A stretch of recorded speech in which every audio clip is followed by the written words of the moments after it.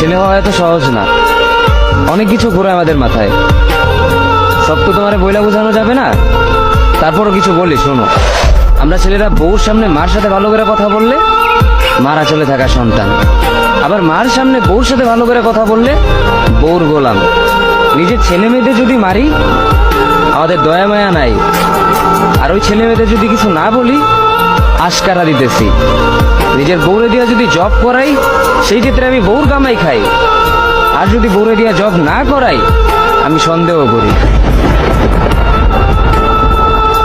সারাদিন ঘরের বাইরে থাকলে আমরা ভাদাইম্মা, আর যদি ঘরের ভিতরে থাকি তাহলে বেকার, কাজ কাম নাই। আর এই তোমাদের মেয়েদের গায়ে যদি আমরা ভুলেও টাচ করি না আমরা নির্যাতক, আর যদি তোমরা মেয়েরা আমাদের গায়ে হাত তুলো আমরা কাপুরুষ। আর একটা ছেলে কি বা করে পুরো লাইফে নিজের জন্য? মার ওষুধের থেকে শুরু করে বউ বাচ্চার প্রত্যেকটা শখ পালন করার দায়িত্ব একটা পুরুষের। কিন্তু কি লাভ এত কিছু কইরা? দিন শেষে একটা ভুল করলেই সবাই ভুলা যায় যে কে কি করছে তার জন্য।